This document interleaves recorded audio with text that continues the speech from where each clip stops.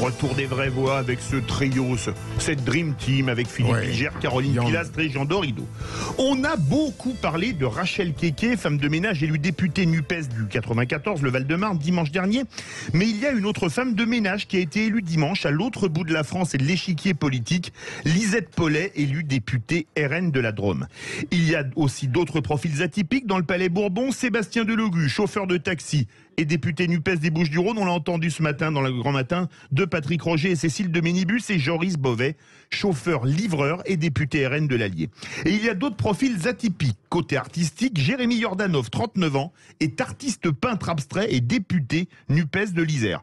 Côté plus physique, Antoine Villedieu, député RN de la Haute-Saône et double champion du monde WRC de MMA. Un pompier dans le Haut-Rhin sous l'étiquette Horizon, Didier Lemaire, ou encore un producteur de pommes bio, Éric Martineau, élu sous l'étiquette Modem dans la Sarthe. On est bien loin du cursus Sciences Po ENA, profession libérale haut fonctionnaire, qui a souvent squatté les bancs de l'Assemblée nationale, d'où notre premier débat. Femme de ménage, chauffeur-livreur, ouvrier agricole, les nouveaux députés sont-ils une chance pour le débat politique? Et vous êtes 72,7% à dire oui.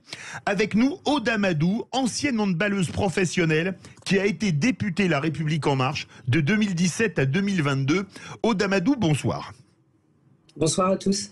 Bienvenue sur Sud Radio. Comment s'intègre-t-on comme député quand on était sportif professionnel? Bon, même si en tant que handballeuse, vous savez aller droit au but. C'est surtout que le sport, c'est quand même des milieux très sectaires et la politique l'est aussi. Donc c'est quand même des milieux qui sont parallèles et qui se ressemblent énormément avec toutes les différences, mais également tous les reproches qu'on peut faire en termes de sexisme, égalité homme-femme. Enfin bon, c'est des milieux très très proches. Donc j'ai pas été trop perturbé par le fait d'appréhender ce nouvel environnement. Philippe Bilger, alias le Nicolas Karabatic des vraies voix. Vous voyez, je vous mets dans le handball. Il joue bien, hein, mais je ne... Vous avez cité un certain nombre de personnalités qui les ai pas tous cités. Hein. Non, mais je comprends bien qu'ils vont rentrer à l'Assemblée nationale. Mon premier mouvement est de dire oui avec enthousiasme. Et je ne voudrais pas tomber dans la démagogie tout de même. Mais à partir du moment aussi, et je reprends ce qu'a dit Elisabeth Lévy ce matin dans la matinale de Patrick Roger, elle résiste à toutes les démagogies.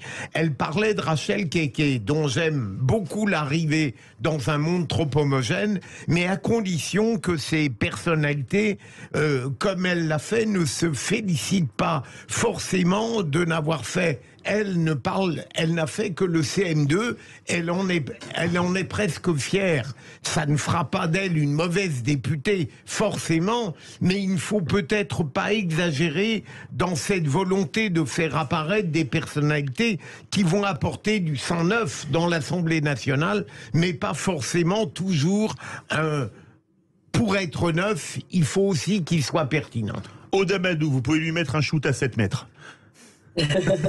Non, mais moi, ce qui est à retenir par expérience, c'est-à-dire effectivement faire rentrer des personnes qui ont des parcours de vie, c'est très intéressant à l'Assemblée, mais il faut également avoir ces personnes qu'on va dire plus techniques. On en a besoin, il faut avoir un juste milieu. Et puis de toute façon, je vois bien, vous avez évoqué tout à l'heure votre sondage avec l'engouement des Français. Moi, je rappelle qu'en 2017, le 19 juin 2017, tout le monde était ravi de nous avoir parce qu'on incarnait cette société civile. Le 20, on était tous pourris comme tous les politiques. Donc je pense il faut vraiment faire attention à cette approche. Et puis, c'est la finalité. Quelle finalité? C'est-à-dire que c'est vrai que ce qui est vraiment important, c'est député de la majorité, député de l'opposition, et qu'est-ce qu'on en fait? Est-ce qu'on en fait des personnes qui vont incarner, qui vont travailler leur mandat de député? Ou est-ce qu'on en fait ce qui nous a été reproché et d'être des députés godillots? Donc de toute façon, il faut vraiment savoir quelle est la finalité. Ça, c'est la vraie problématique et c'est le vrai problème à résoudre. Caroline Pilastre. Sur le principe, je trouve que c'est une bonne chose de faire rentrer des gens, entre guillemets, de la société civile qui sont connectés à la réalité, connectés au terrain. Maintenant, il ne faudrait pas en faire non plus des symboles. Ils ont été élus pour être députés. Ils ont comme intérêt, évidemment, la France. Cela demande une grande responsabilité face à ce qu'on appelle des élites. Je déteste ce terme parce que pour moi, c'est mégalo, c'est misanthrope. On peut s'appeler élite et venir de l'ENA en termes de cursus scolaire, ou ne pas avoir fait d'études et avoir plein de bon sens pour trouver des solutions au quotidien des Français. Donc déjà, voilà, je tiens à rappeler ça. Maintenant, madame, moi je voudrais savoir, avec votre profil atypique, évidemment, au sein de cette 5e République, qui est une monarchie républicaine comme on le sait, et vous le rappeliez, la politique est quand même un milieu difficile, de requins, où on est perçu souvent de manière dévalorisée ou dégradée quand on n'a pas justement fait les mêmes études qu'une majorité. Est-ce qu'il vous écoutait de manière classique, légitime, au même niveau que justement tous ces petits groupes qui pouvaient se retrouver précédemment dans les classes, par rapport à votre quotidien? Est-ce que vous avez pu leur apporter votre vécu? Parce que vous avez cette différence justement vis-à-vis d'eux concernant la réalité sur le terrain, et vous pouviez leur dire, vous voyez, mes administrés qui me ressemblent dans ma journée me rapportent les mêmes faits que moi je peux vivre, contrairement à vous, parce qu'à l'inverse, il ne faut pas non plus stigmatiser, qui n'êtes pas dans ces milieux-là. Donc moi je voulais savoir si vraiment vous aviez une écoute dans ce sens-là. Aude Amadou. Alors moi, l'écoute, je l'ai eue parce que j'appartenais justement à une majorité. L'écoute, vous ne l'aurez pas forcément quand vous appartenez à l'opposition. Il faut être clair là-dessus. Après, par rapport au parcours, moi, j'ai pas du tout subi quelconque discrimination du fait de ne pas avoir un cursus, on va dire, académique correspondant à Sciences Po, à l'ENA. Au bout de 6 mois, j'ai pu être rapporteur de la loi olympique, qui était une loi qui parlait de tout sauf de sport parce qu'elle était très technique. Donc il y a eu cette confiance qui m'a été donnée. Et après, les administrateurs de l'Assemblée sont là pour vous accompagner et ils sont d'une grande qualité. Jean Dorido.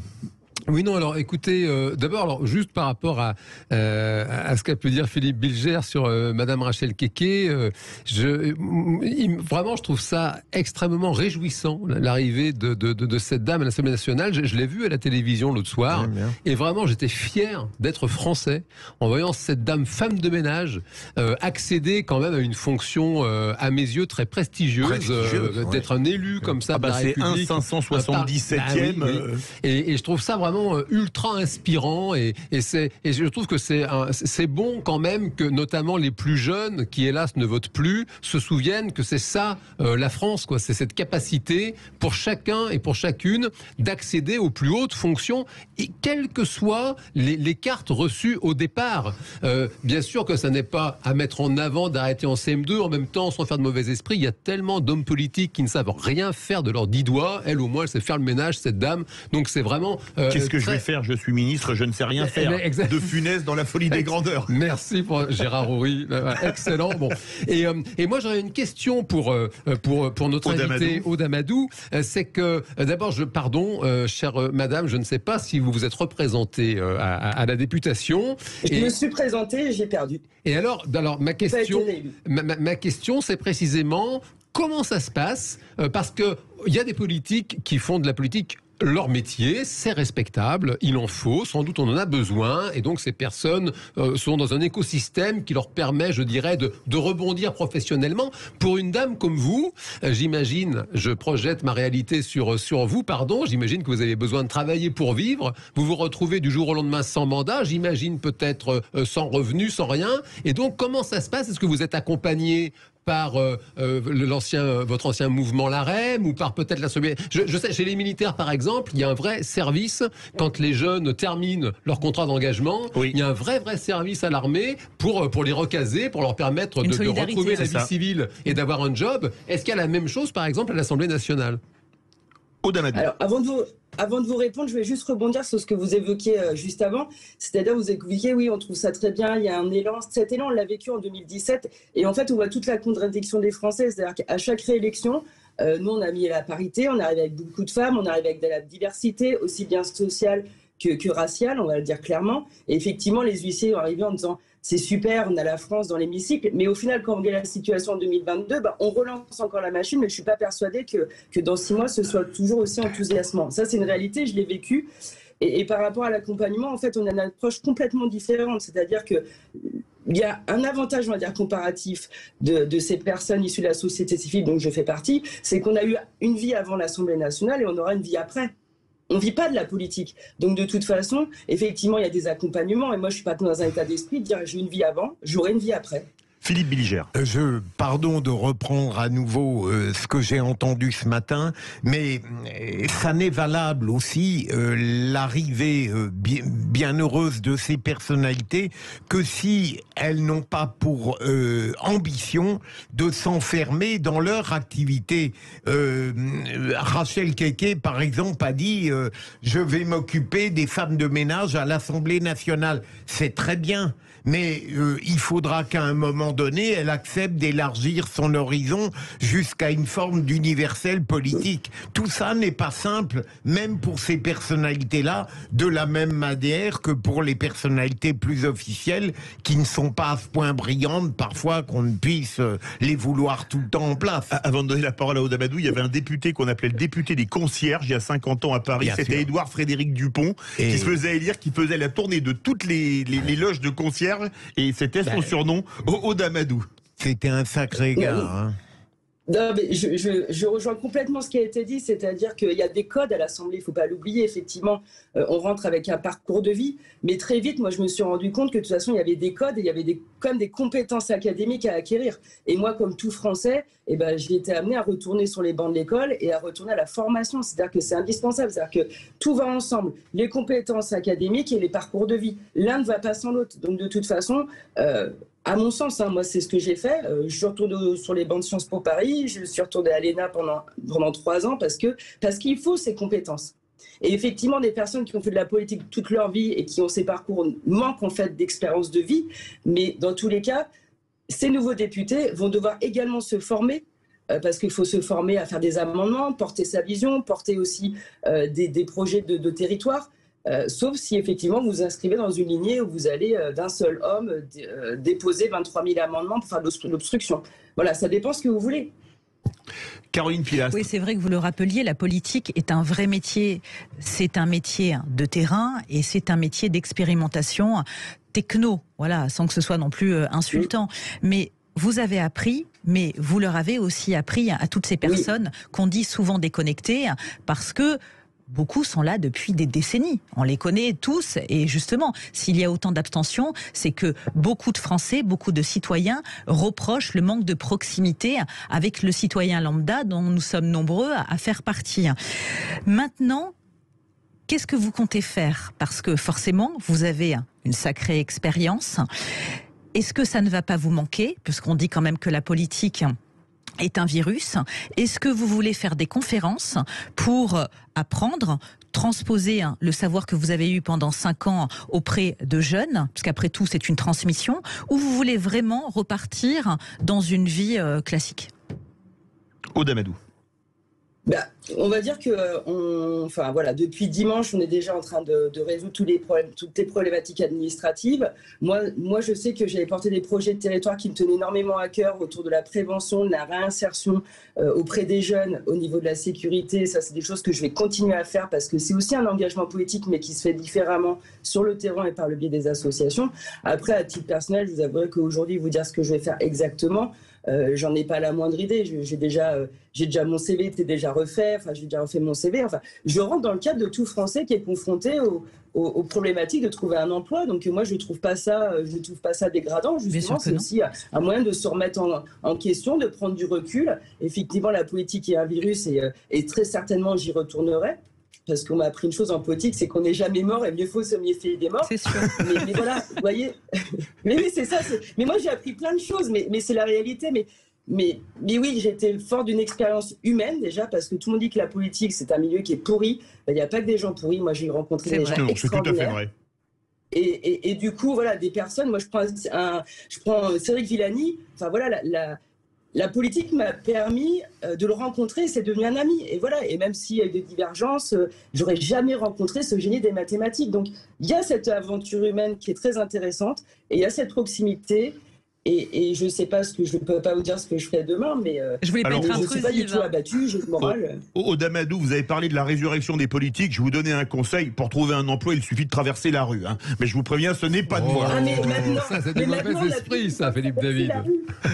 Si vous n'étiez pas déconnecté au territoire, vous sauriez qu'on n'a plus besoin de traverser la rue. Ça, c'est la vraie problématique actuelle des entreprises. En tout cas, vous avez beaucoup de flammes, Aude. Vous êtes très doué, hein. Oui, effectivement, oui, je ne m'étonne pas de vous entendre expliquer que vous allez continuer la politique. J'ai le sentiment que c'est quelque chose qui vous anime. Et ma question, c'est que là, on a l'Assemblée qu'on a aujourd'hui. Il n'y a aucune majorité absolue. Je ne sais pas, vous avez été député pendant 5 ans dans le camp de la majorité présidentielle. Si vous aviez l'oreille du président, là, et si vous aviez un conseil à lui donner, ce serait quoi ? Le conseil que je peux faire de l'humour, dissolver l'Assemblée nationale pour que j'ai une chance d'être réélu. Non, même pas. Même pas, parce qu'au sortir de dimanche soir, les premiers propos que j'ai tenus, c'est qu'effectivement, personne n'a gagné. Personne n'a gagné. Par contre, les seuls perdants, ce sont les Français. Et ça, c'était la réalité. Mais si j'avais un conseil, et vous l'avez évoqué tout à l'heure au début de l'entretien, c'est qu'il faut à la fois des gens issus de la technocratie et à la fois issus des personnes, qui ont des parcours de vie. Et si j'ai un conseil à notre président, c'est qu'il faut, quand on fait de la politique et qu'il faut trancher, il faut aussi avoir pas que des personnes qui sont techniques. Je ne voudrais pas polémiquer pour le plaisir, seulement je vous trouve sévère, Madame la députée, quand je vous entends dire que les Français ont perdu, parce que cette Assemblée, manifestement, est à l'image de la France. Alors certes, elle n'est plus, elle n'est plus monolithique comme lors du précédent mandat, d'accord. Peut-être que c'est regrettable d'un point de vue opérationnel pour le gouvernement. Pour autant, elle est manifestement bien plus à l'image de la France et des Français que l'Assemblée sortante. Le Parlement va reprendre. Le mot de la fin, Aude Amadou ?